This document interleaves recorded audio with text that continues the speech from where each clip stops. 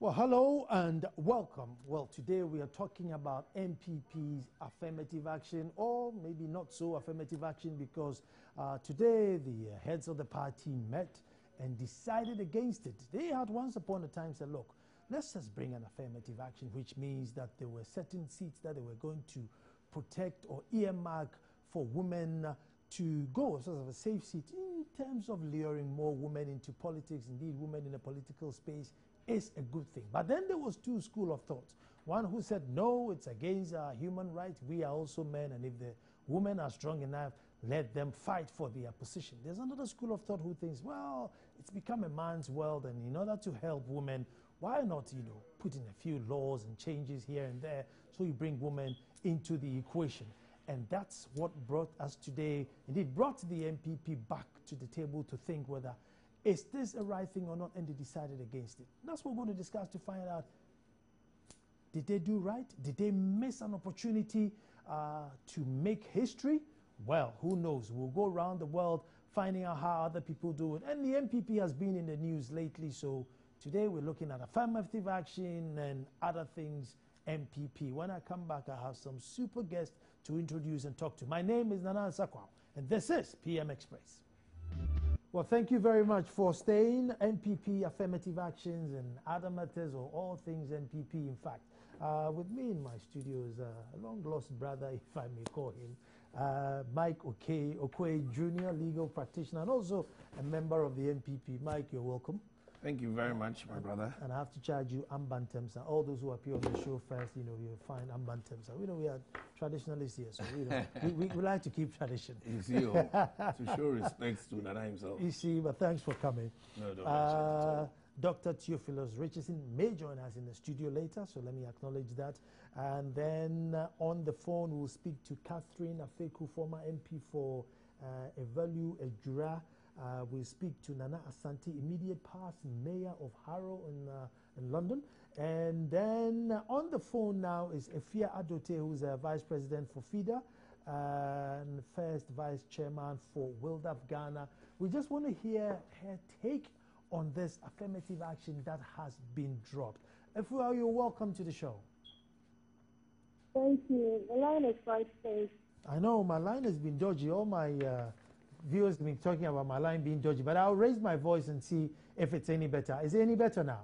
It's better, yeah. Thank you. If you have the NPP today are saying that, well, they are going to put aside the affirmative action which they introduced and probably bring it back later. Do you think it's a right move, an opportunity missed? Of course, it's an opportunity missed. Well, why would you say that? Because there's another school of thought who thinks, yeah, this is a right move. Well, depends on who would have benefited.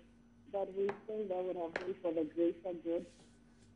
Of course, it's changed, and most people would prefer the status quo.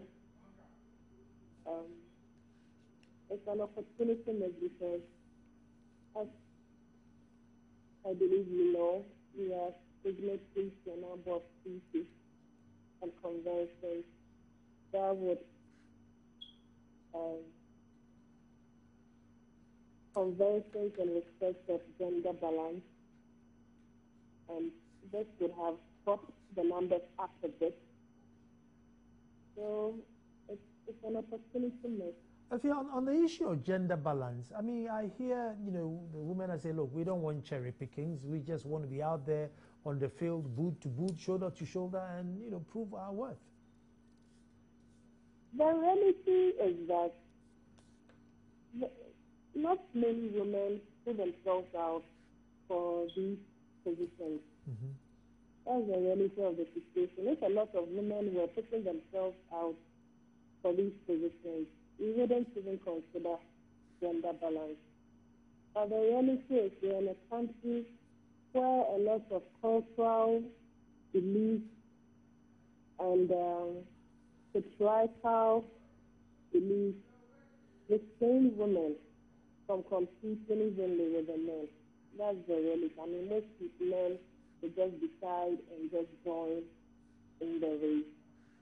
a woman would have to consult quite a number of people, have their approval before they can even join the race. And of course, there's always the monetary aspect.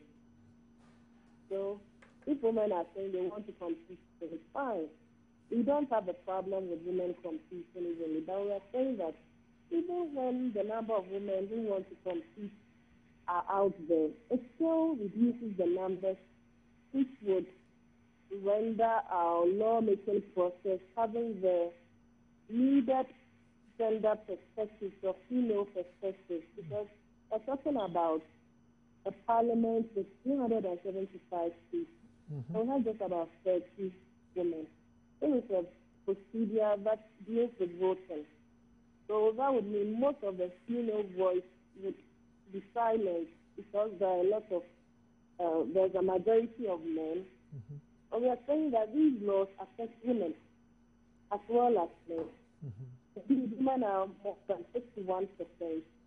And if their perspectives are not considered in the lawmaking process, there is a problem.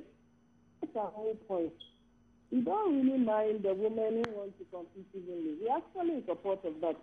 I think that so far, those who have put themselves out evenly are not enough to get the perspectives of women considered adequately.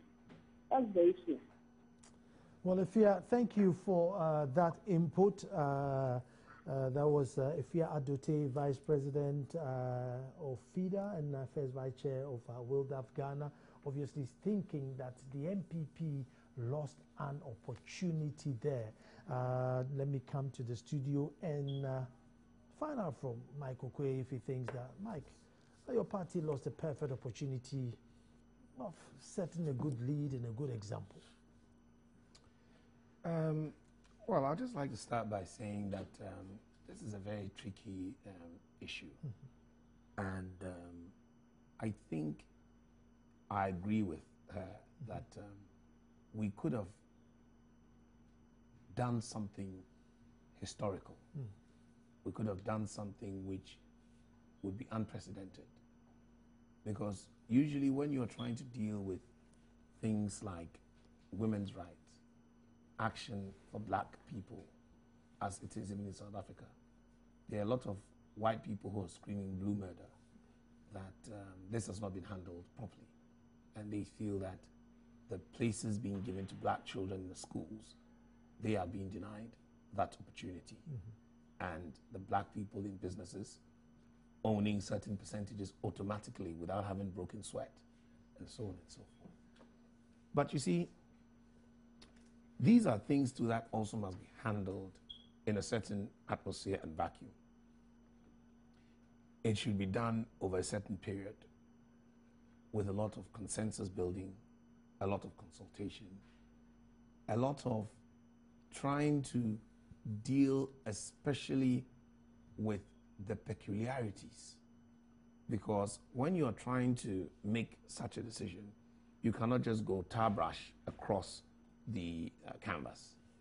You have to be able to know that there are certain areas which are going to go on the wooden part of the frame, and there are certain areas that are going to be in the middle and therefore soft. And so how are we going to deal with the same piece of material but being put on a different surface? How are we going to deal with it? So that is what makes this whole thing tricky. So the idea itself, yes, not a bad one, but the implementation was a bit difficult. I mean, didn't your members react too aggressively and too harshly? I was thinking, you know, I thought that it would be welcome with both arms. I mean, I was a bit naive. It couldn't be, because, you see, first of all, this thing had to have been done in a way where maybe we say now that in 2020, any female who has won a seat, no male will be allowed to contest. So that nobody starts the process whereby for the last 2 years or so, they've been campaigning, working in the constituencies to be looked at as an option. Some even stood as chairman, various positions, to be given the opportunity to be recognized, to have ambition, to want to contest. So If they have now put all of that together and they are just waiting for a date to be told when they can go and pick up forms, and then after all the money they spent over Christmas buying bags of rice, oil, corned beef, sardines, all the rest of it that you could think of, chicken, live chicken, to each and every member of these sometimes 700 polling stations with 5 people, so 700 times 5, we're looking at 3,500 people have been given a chicken and rice each. And then you bring this all of a sudden, it is very difficult for people to swallow because they've invested in it. Mm-hmm. So this is what became the problem. Not necessarily that the idea wasn't good, but its implementation were going to leave some people unhappy. And therefore, even though the food was cooked in a certain way, it was unpalatable because they didn't take into consideration that there might be some people who are vegetarians and the meat was just served to everyone. Hindus were being given beef to eat. No, yes, the idea is you want to give me food, but give me food that I can consume, not food that maybe, for example, is not palatable to me. So these are some of the things that, sometimes as politicians and as people who want to be future leaders of this country, we have to consider, because you may have a good idea, which is what the NPP tried to do. For example, when we did the expansion. Let me acknowledge Catherine Afeko, who's a former MP for Evaluejua, and she has her own views about this. Catherine, you're welcome. Thank you. Thank you for calling me to your show, Nana. Very well. Catherine, I am for affirmative action. I don't know what your position is. First, good evening to all your viewers and listeners. Nana, I, as every other progressive person in nation Ghana, I wholly support affirmative action, but I support the victory of MPP more. Okay. So I think I applaud the decision of National Council. Okay. As a female, a former member. The decision is brilliant. Implementation hiccups is the only challenge we have. I think the general consensus is we needed to do more consultation, broaden the buy-in, so women will not have the perception as being tokens, but they will be given the opportunity to compete effectively.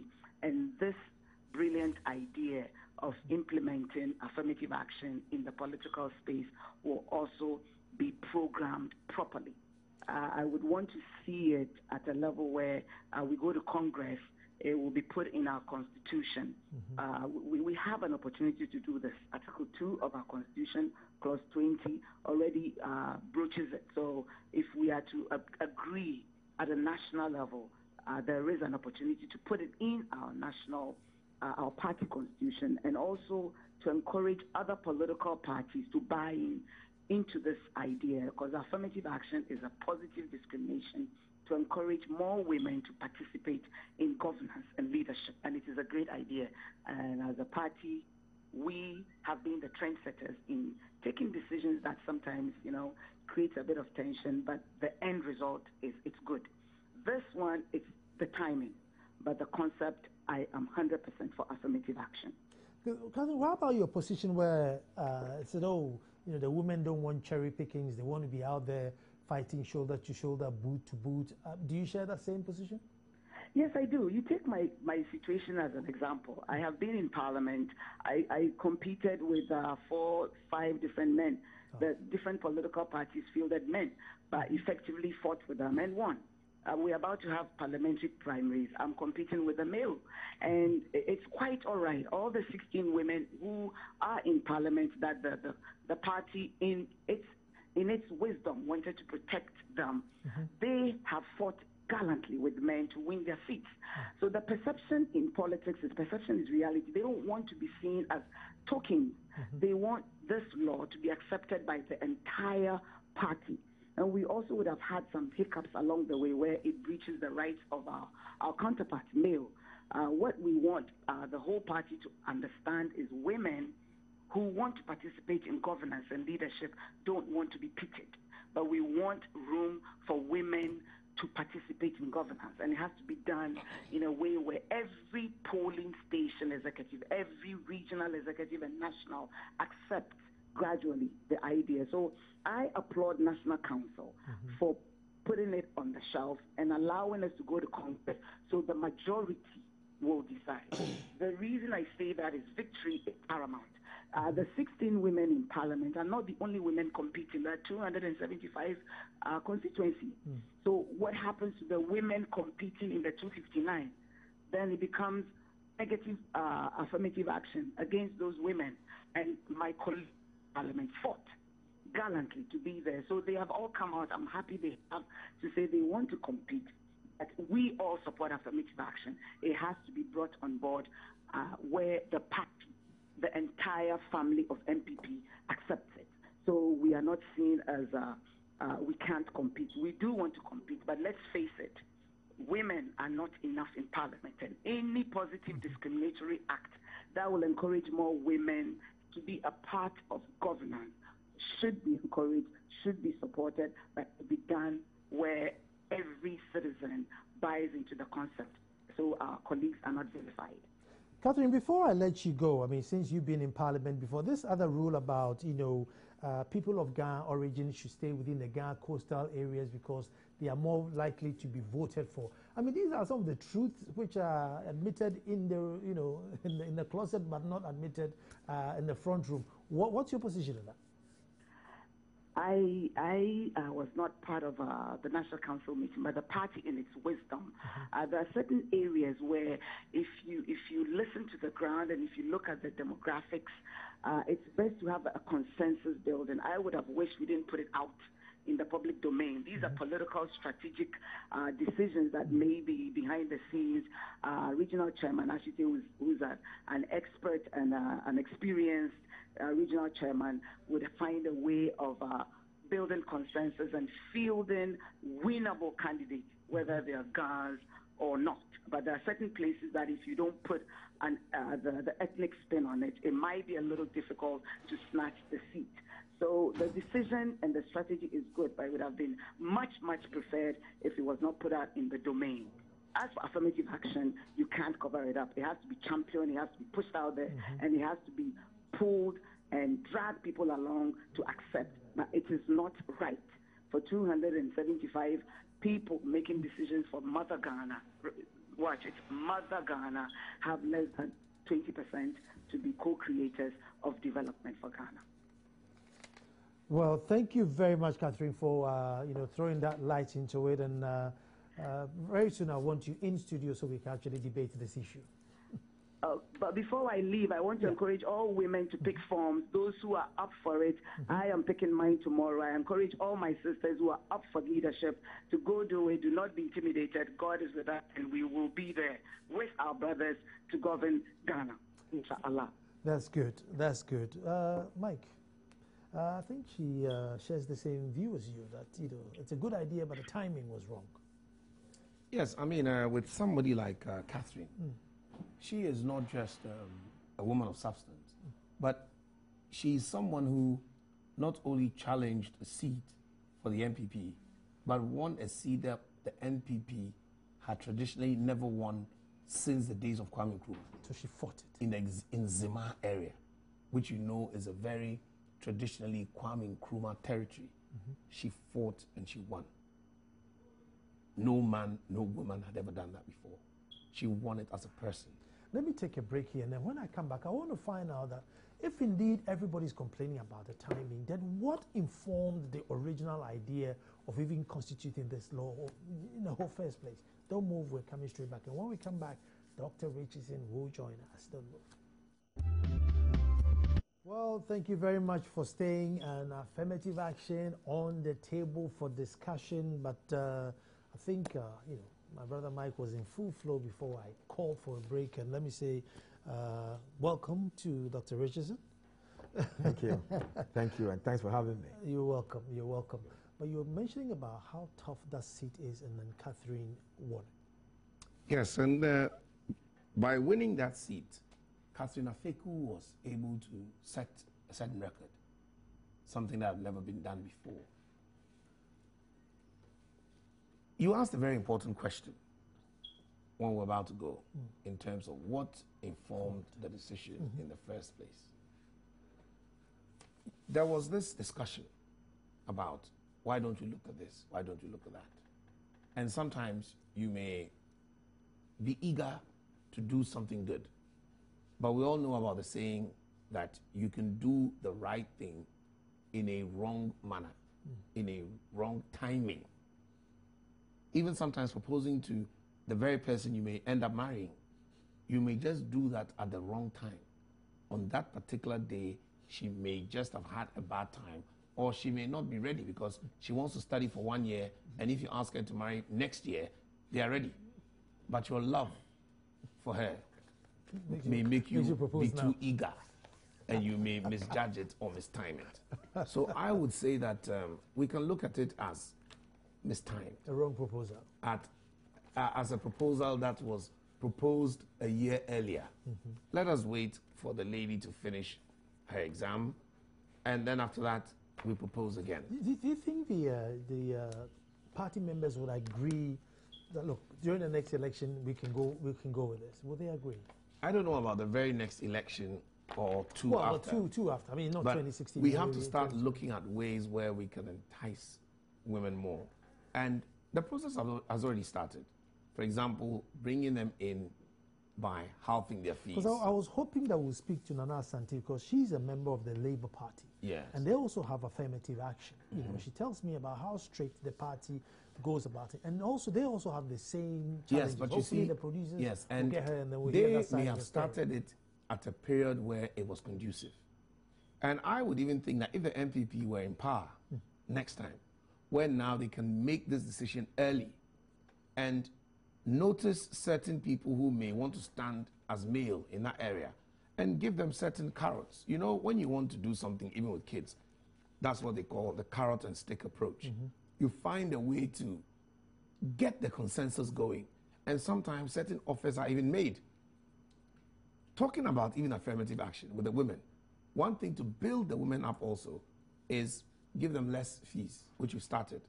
That allows them to either maybe have more money in their pocket, or if they had less, it entices them.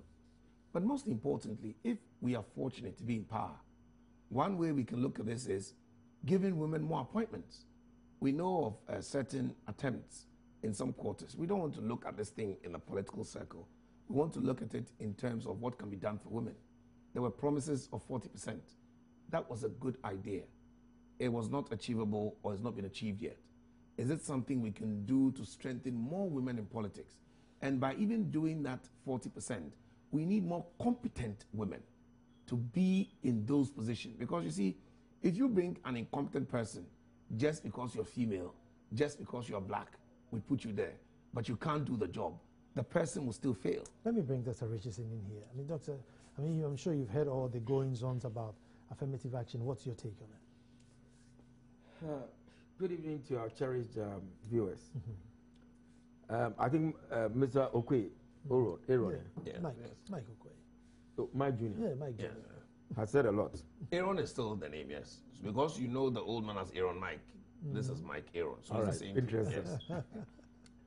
But my response to the question, what considerations may have driven all this, is this, that is to pose another question. Did the NPP ask themselves whether this decision would enhance their prospects of winning the elections in 2016? But I thought the women would jump to it and get more women voters. No. Whatever the NPP, whatever decision the NPP takes from this time on, the most important consideration should be this: whether this decision would enhance our chances and prospects of winning the next elections. That is the most important thing. Doc, okay? before you continue, let me speak to Nana Asante. Nana Asante is the immediate past mayor of Harrow, and she stood on the Labour ticket. So now we're going all the way to UK to find out how they work things out. Nana Asante, you're welcome and I have to the a show. bit of idea about it. Hello, thank you. Very good. Now, you are the immediate past mayor of Harrow. Indeed, you are a woman, you're black. Yes. And obviously, there is some sort of affirmative action there. We've, the NPP in Ghana is also trying to introduce affirmative action, which most of the members think, hold on, it's too early, not now. We just want to find out, how does it work in your quarters? Well, it's funny. In the 1990s, there were less than 10% women MPs in the UK. Mm-hmm. So a number of people were discussing how to change that. Because the fact is, if you don't have enough women in parliament, then you're not getting a full picture of what the electorate wants, because you're getting a one-sided picture. So that's why the Labour Party decided to have all women shortlists. Okay. And the interesting thing is that as a result of that, the number of women in parliament increased from less than 10% to about 128 women. Okay. And 77% of those who were elected were from the Labour Party, partly because the Labour Party was running the all-women shortlist. I see. When you say the all-women shortlist, what does it mean? An all-women shortlist means that you select certain constituencies which are only open to women candidates. Wow. Wow. And what if you don't have a woman? Well, that is usually what people who don't want equality say. You can always find a woman if you look hard enough. The main problem with women coming into politics is that they don't like the tone or the tenor of politics. And so a lot of women just hang back. If you encourage women to get involved in politics, you will find that you'll find very worthy candidates. Because affirmative action is not about taking people who are not qualified or incapable. It's about encouraging those who are capable to come forward and put themselves forward to serve the nation. And in a sense, I'm quite impressed with NPP. They've never been my favorite people, but for them to be thinking in terms of this affirmative action is that they are looking at a way of changing the status quo. One of the things that Labour in the UK noticed was that women were not voting Labour. And partly, if you do not have women involved in your party at a high level, then the policies you come up with do not favor women. Okay. The way things changed after the affirmative action was that it was positive for Labour. Because now women, the policies coming out of Labour were more interesting to women. I see. Well, thank you very much for shedding light. But I mean, that's the view from the UK. How the Labour Party did. So I'll let you continue. Yes. So Labour took that decision because Labour concluded, reached that judgment and conclusion that if we promoted the policy of affirmative action for women, it would enhance our prospect of not only winning elections but retaining power. And the timing is important. Labour did that when, in fact, accelerated that process, okay, or that policy when Labour got into power from 1997. Let viewers know that's KB Asante's daughter. Sorry? That's our KB Asante's daughter. She was the mayor of Harrow. Is it KB Asante or SKB Asante? No, SKB Asante. Well, KB Asante, the writer. The writer. Okay. Yes. The ambassador. Fantastic. Yes. Great. I will be pleased to have contact with her because I was in the UK for some time. I see. So that question I don't think was properly addressed because this is a party which is not in power. The context and texture of UK politics is different. The texture is different. At that time, politics had been dominated by men. And this macho, yahoo, if you are not with me, you are against me, that kind of interaction between politics, the Prime Minister question time, which people thought were unhealthy, and unproductive, put many people away from politics. So there was a disengagement of large segments of society, okay? That Labour felt could be rectified if women were, brought into limelight of party political activity. Okay, so it started the process slowly. So the texture is very important. In Ghana, what is the texture of politics? And NPP must ask itself this question. We are not in power. So have we got the capabilities, the resources, to push women forward? Okay? And I think that it would have served it better if the party were in power, okay? Because at that time, then you can create the platform and the exposure for the party to market their women. NDC is a very formidable party. And it seems the NPP has been kind of, in a certain way, let me put it that way, playing down the resourcefulness, okay, and the strength, from the formidable and impregnable nature of NDC, all right? They have former district secretaries who have worked with Rawlings since 1982, all around to work for the party. And given the traditional setting of our society, women are respected, but what men say counts. And I think that the timing was wrong. Timing was wrong precisely because the party did not ask itself whether this decision would further its chances or prospects of winning power. Let me give you an example. When Nkrumah, after winning 1951 general election, the first general elections in this country, okay, was going into 1954, thereabout. Nkrumah also introduced a policy of positive action. On the which about 10 women, went to parliament, including Hannah Kujo, and a certain woman, forgetting the name, she's in Brongahaf region, who graduated at that time from Achimota, very brilliant woman, and a host of others. Hannah Kujo is that woman who is reputed or noted to have brought into this country for people of certain sections of this country. Lucy Enning is the other name you're looking for? Sorry? Lucy Enning is the other. Lucy Enning, fantastic. But that happened at the time that the CPP was in power. That happened at the time that the CPP was in control of the political platform, the platform for independence. And Kwame Nkrumah had behind him the masses. And women played a very significant role, in the organization, the strategy and tactics of Kwame Nkrumah and the CPP. And Nkrumah felt that I must give them the recognition. But even that was not granted to women on a platter.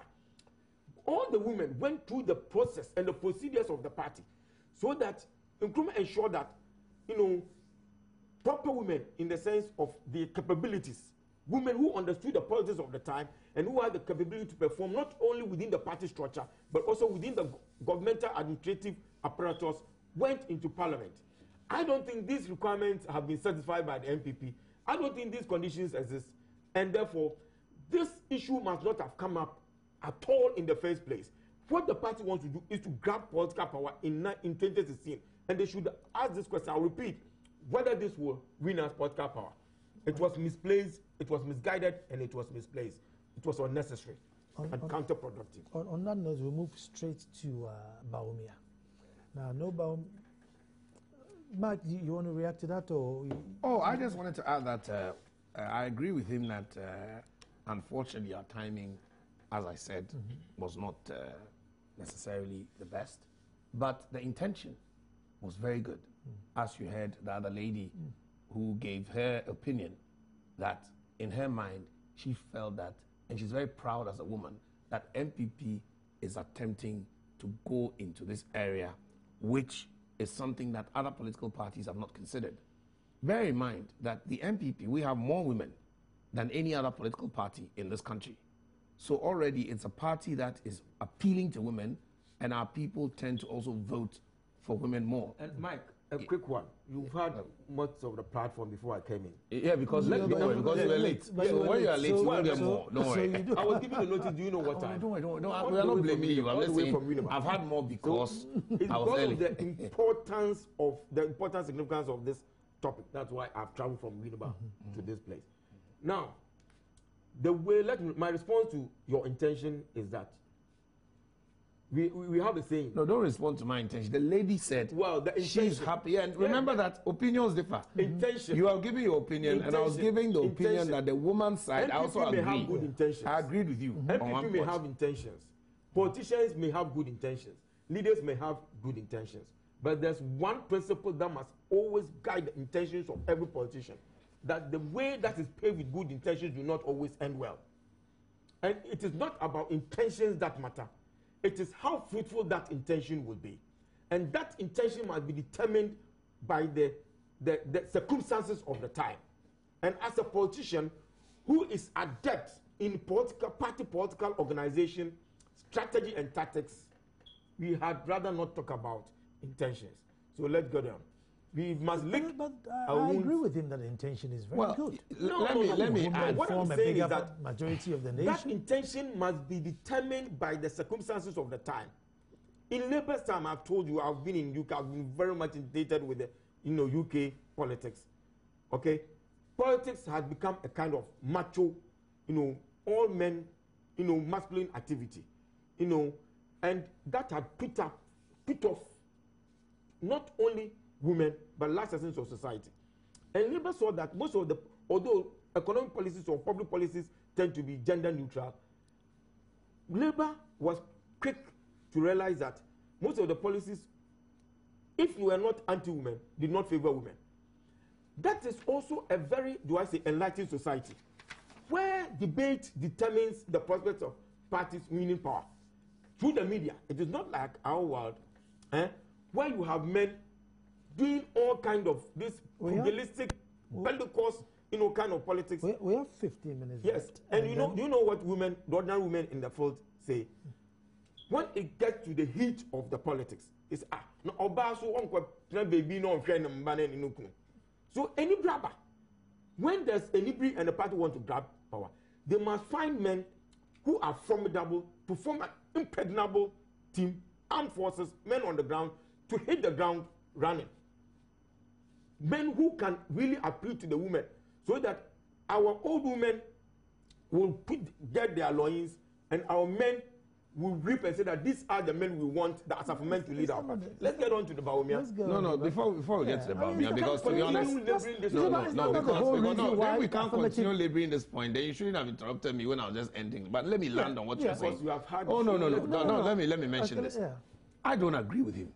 Okay. And I'm very forceful on that. That when we want impregnable, we need men on the ground. There are women who have led, like Yas Antiwa, who can impregnate areas which men could not impregnate. And there are women like Katrina Feku who have won NPP seats that men could not dare to win. Please. Okay. You also need to, give me some also. Because I like your energy. Yes. That's why I'm also giving energy into what I'm saying. Go on. So don't tell us that if we want to go into a warlike front, then we need men. Because the issue is that some women too can go into war like Yas Antiwa did and win the war when men are cowards and sleeping. So it's not about that. I'm just giving that. You see, this was a very sensitive topic that I was saying that I agreed with him to some aspects. I haven't disagreed with what he was saying. Then I also added that what the madam also said, Madam Asante. Yeah. I also agreed in that she was very proud of the fact that NPP is trying to look at something that as a society we are scared to look at.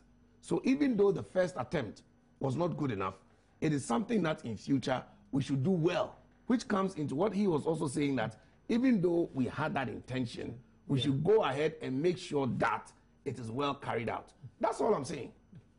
All right, so it should not be a banter between the two of us. Not at all. I agree. I'm talking to a principle. Oh, but I thought you said, and very wisely, that we should go to the Baumia, so we can move now. No, wait. When did Mrs. Afiko? She spoke earlier. You were not. When did she win? She won in, I think, 2008. 2008. Yeah. At that time, NPP, were in power. Yeah. And the incumbency mattered very much. Okay. And some people who won even in 2008 lost last. Yeah, but we have been in power. We never won 2004. Affirmative action with respect to all areas, okay, of governmental responsibility is good. But look, we can go on and on. Indira Gandhi. And let me add this. I think he missed what I said before he came here. I said if we were in power, one thing we should do is give women appointments and make them stronger to be able to make a decision. I said that about power. I was here, and I heard that. Indira Gandhi, in fact, the first prime minister, women prime minister, Bandara Naik of Sri Lanka, former Ceylon, became prime minister on merit. Indira Gandhi, for a long time prime minister of India, was on merit. We must balance this very carefully. No, but so Nana, are you against it? Isn't it a fact? Isn't it a fact that we don't play fair for women to have a fair share? Even the gender ministry, I will tell you for sure, is not necessary because these women never set up gender ministry. And this one thing I learned when I studied the first time. We set up. You remember the girl to school agenda where we wanted more girls to go to school and enrollment, and it's benefited girls. And you see, there's nothing wrong with that. Excuse me, gender is not about men and women. It is. You know, excuse me, we are not here for that. Would you allow me to talk? Oh, I'm allowing you to talk. I'm not on one of those kind of platforms. No, come on, let's do the issue. So the issue is this, that I think we have made a point, we have exhausted it. No, but you said gender is not about boys and girls, and he says he doesn't agree. He doesn't agree. He should rather go and find out the proper definition of gender. I think that is not the thing. An appropriate time, if I get a forum, I would, you know, can you help us define gender? No, gender with a balance between. No, what is gender? It's not men and women. It's not balance. It's not about just men and women. What is when it we about? do that, then we'll be looking at it through the lenses of sexism, of sex. Okay. There's only men and women in the world. No. It's not like that. So let's go on. Let's get on with it. No, I think we have made our point about this men and women thing. And even when the party is in power and wants to get women into power, the due process, the party has got processes and procedures for doing things. We must allow those. From what the last thing I want to say about this is that, you know, this is a party which has decentralized and democratized its activities, so much so that individual officials are elected from the grassroots, and NPP boasts, you know, of that we have sent how many people from the unit and whatever. This idea, even when conceived at that level, could have been sold to the grassroots, you know, to test it, to find the extent to which it will be accepted by the populace or will not be accepted.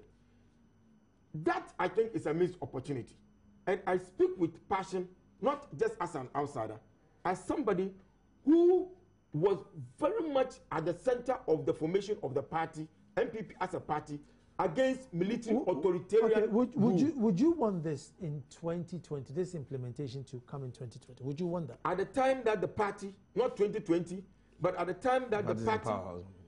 No, whether the party is in power or not. Excuse me, at the time that the party thinks that, or can make a very good informed judgment that the circumstances are right, and that this will enhance our prospects of either winning political power or retaining political power. Let me go to Mike. Mike, whether you're in power or not, do you think it's a fair idea to say, look, going into 2020, this is what we're doing. Therefore, those who are thinking of spending money or doing this, go easy on your money spending because you don't have a chance. No, once again, I would like to say that I agree with Doc that we should look at building the consensus a bit longer, a bit deeper.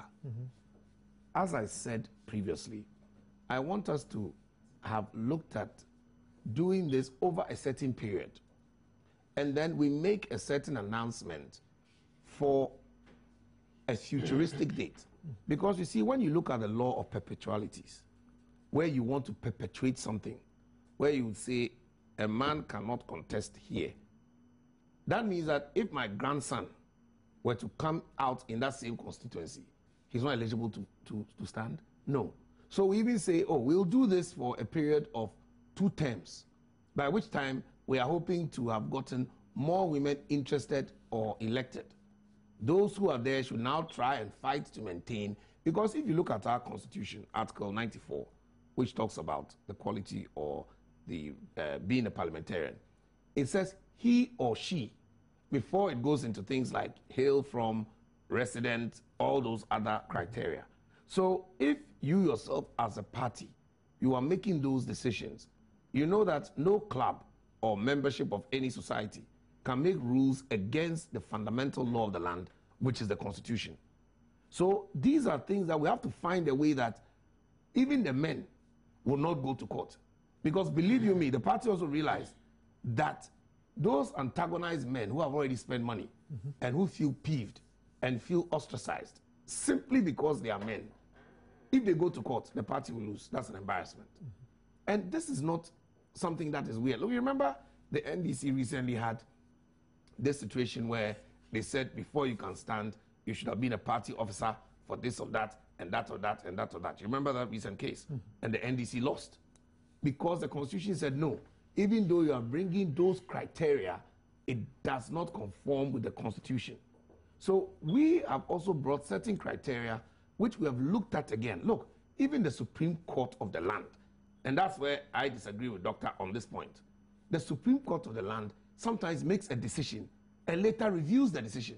So the NPP may have made a decision that they have reviewed based on certain reactions, so which we both agree that there should have been Mike, let me there should have been further consultation. Mike, let me say, so going further, reviewing is not so going further, yes. Are you hoping to change the constitution, or how do you implement the law? And as again we both agreed, I think it should be implemented, I think, when you have stronger muscles, and that usually can come when you are in power, because in power, you remember I was saying, then you can call certain people aside, give them certain even appointments. Look, please let these women go, do this. The consultation base is better when you are in power. 1. 2, the consultation should be deeper. The example he gave, talk to the grassroots. Yes, we should use our get down and deep and longer. You remember I used the word deeper and longer. So when the thing is done longer and is done deeper, you will get a better reaction. So these are all things we should look at. So I think generally it was a good idea. It didn't come to fruition after review. Let us hope for the better implementation of it in Ghana's future. But I think that we need more women in politics. And as Ghanaians, you, I, Doctor, cameraman, all of us should find a way where we can include women in decision-making in this country.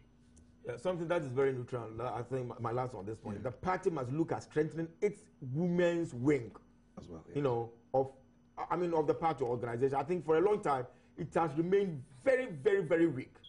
And women organizers must not see their role as going to radio stations to talk. This talk we are doing now do not help parties to win political power. Even giving this doom sorting, how many people are watching us? You know, so that is also an area that we must deploy resources, and men can be involved and must be involved in strengthening our women's wing. And we must not just look at faces because this man is maybe closer to me. The party there's a superfluity of talent. Men with the talent, with the gift, with the resource to organize party, with the strategy, who have been sidelined. The party must look out for them, go back as far back as 1992 and bring them on board to help in all the sectors of the party. How about the strategy of putting, those from the Ghana origin towards the typically Ghana areas? Look, Ghana is a cosmopolitan. I don't know. I don't want to say something. If your daddy were here, I would have said certain things. But this idea seemed to date as far back as 1992, which provided the pedestal for people like Amu, the first MP for West Wogon. What's his name? What Amu? West Wogon. Isaac Amu. Isaac Amu. Because the idea was felt that gas is for gas and gas must be allowed. I mean, I dare say this. That is there a voting trend? No, it is not. But Ghana is a cosmopolitan area. Accra or Ghana were not originally. The coastal areas, I think. No. That is where NPP are not winning. NPP have not won in all the traditional Ghana areas. It must do its analysis well. So that's why I beg to differ. Excuse me. When it came to 2000, we won in all these coastal areas like Usu and Teshi and so on. Why? I'm talking of the traditional areas. I'm talking of. There are certain areas which are cosmopolitan. No, we're talking about the coast. Yeah, let me just add a bit. Let Mike add. Let Mike come in. Let me land. You do not say coastal areas. If you have said coastal areas, that would have been. I'm talking of traditional Ghana areas. That doesn't mean coastal areas. But it's a cosmopolitan area, and men, the best must be allowed to flourish. Because if you look at the texture, look, Nima, what's the Adenta? Who lives there? Look at the ethnic composition of the people who live there. I don't think Adenta comes into what the equation. So I'll let. So now you are saying the coastal areas. Well, I'm talking about what they have implemented. No, I'm not just saying. I'm just saying what the NPP has implemented. Let Mike land on that. Well, you see, looking at this Ghana issue also, the idea was this: if you go to, I heard you speaking Fanti, so I presume you are Fanti. I'm a Fanti and half Fanti, half Gwan. From where? My Fanti? Yeah, from where? Look, I live in Winneba, but my roots are in Otuam. Otuam, okay. Yes. If you go to and Senya. Yeah, let me just. Senya is mine, and Gomoman so is mine. So, and a Fitu Winneba. So I'm very much good. So wherever you are from, in that area, Utuam, the person who is the MP there is from Utuam. Now, the problem is that it is because of the cosmopolitan nature of Accra. That's why we need certain decisions which are unusual. And that's one of the things we're trying to look at. It's part of the affirmative action thing. Because the Gans have an unusual, peculiar situation whereby their hometown has become cosmopolitan.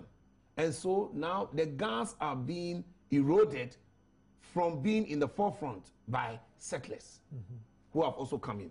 So it is something that we are looking at to strengthen the Gan base, not to discriminate. That too needs further, deeper and longer consultation. One of those days that you need more time, but my time is absolutely gone. I've not traveled from Winneba. Well, I don't have the time, the so circumstances were not right. Well, the party wants to win political power. 30 seconds. Yes, the party wants to win political power. NDC puts up an error in Manya Krobo. He wins political power. Okay? And I think it was time... In Manya Krobo? Oh, against you as well, this way. Folks, it was time as they are arguing, I have to try and sign out within their closing up. And I have to make an announcement. So let me do this announcement. No, well, let me you know, that was what Famous urged me to come. You don't have the time, unfortunately. You don't have the time. I'm doing a seminar I'm doing a seminar on which way out of crisis on the 9th of April after Easter in Winneba. History reading room. University of Education in Winneba, and the general public cordial. But I would be very pleased if you can come and cover it for me. Say it again. Which way out of crisis? Okay. Yes. Which way out of crisis? Which way out in Winneba? University of Education in Winneba. Department of History reading room. Thursday, 9th of April, 2 p.m.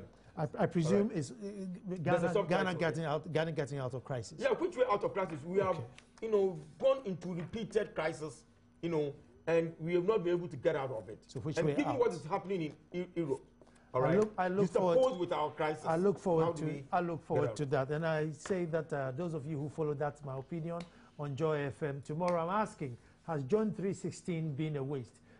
Majority of the country are Christians, and if indeed God sent His Son and to die for us, has the death been in vain? Joy FM, 2 o'clock to 3 o'clock. Don't miss it. Folks, thank you very much for watching. Tomorrow we'll be back to do it all over again.